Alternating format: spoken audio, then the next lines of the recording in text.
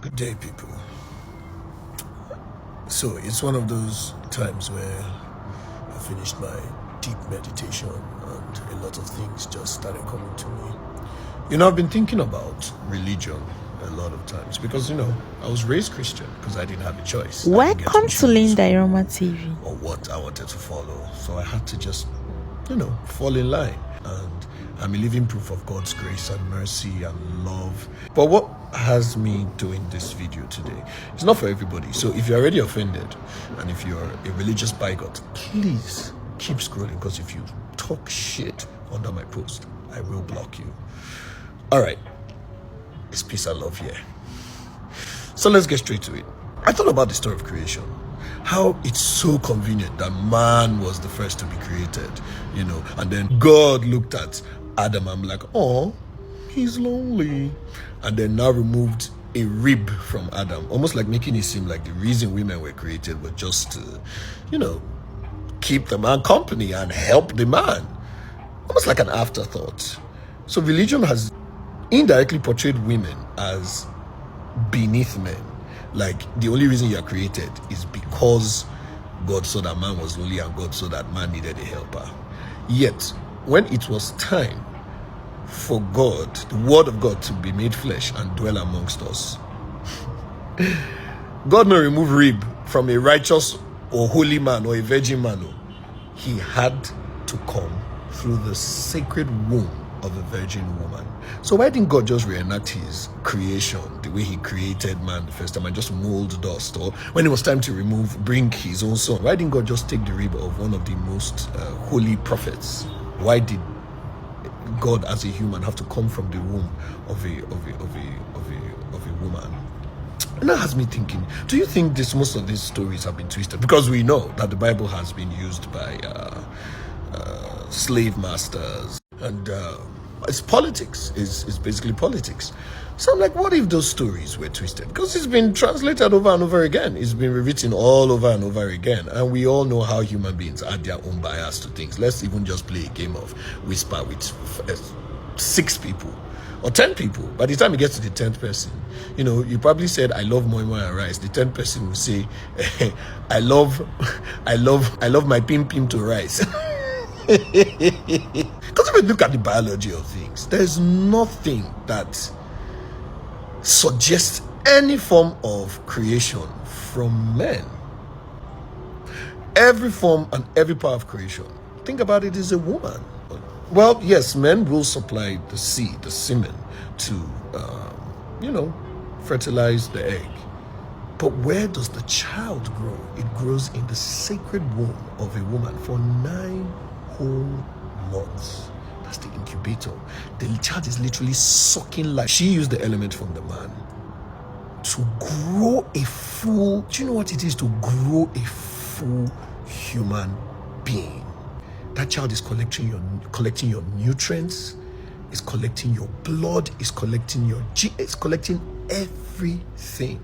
I keep saying it, that if men could give birth, there is no way on earth I would have given birth. Nah. You gotta put some respect on women, all right? And it just takes me back to that creation. What if woman was actually the first to be created? Ever thought about that? And there are some species of animals who really do not need men to reproduce. Just in case you're too lazy to research, because most of you don't research, you just set up shit and talk shit. You listen to Respond and Type, keyboard warriors, yes. Some such include, first of all, plants. A lot of plants do that. They don't need the sperm to reproduce. Then you have some stick insects. Then you have whiptail lizards, is it? But it's a type of lizard.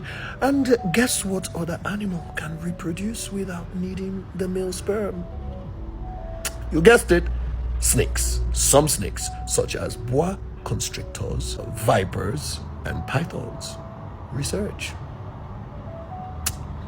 Don't take my word for it.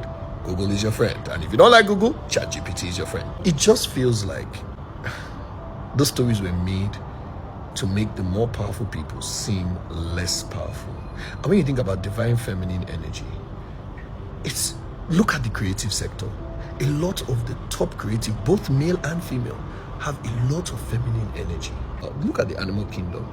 Like, try and mess with a wild animal's child now.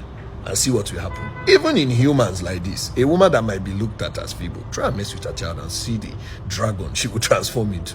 Oh, and here's another fun fact that will blow your mind. Do you know that all embryos start out as potentially female? Some men are not gonna like this, but initially you did have female parts. Yes, all embryos start out as female, or what they call a female-like blueprint. And you know what a blueprint is? It means the status quo. And then when the Y chromosome now raises, you now become a man. And that's why if you dissect your scrotum, if you look at the center of it, it's like, nature stitched it so beautiful. You know what? The skin of your scrotum can be, likened to the labia majora. And your testicles can be likened to ovaries. And we all know that the penis is just an extra large clitoris. People go crazy for this my post, but I don't care. The truth needs to be said, okay? And that's why discrimination is so stupid, because you're literally discriminating against a part of who you really are. Every human being is made up of male and female genes, just that one. When one is higher than the other, you are male. But the basic one, this blueprint, is the female. Sorry, guys, especially all those my gym bros who say, man. Bele. Misogyny is bullshit. And any belief or any system that supports misogyny or discrimination of any sort, because what we've seen is that masculine energy has told us discriminate against and suppress and repress anything that is not understood or doesn't make sense to us. But female energy is nurturing, is kind, is accepting, is more loving, is more empathetic, is soft but stern and can be hard when it needs to be. There's something about female energy and why it's being vilified so much that we need to really focus on and meditate on and ask your creator in your personal time.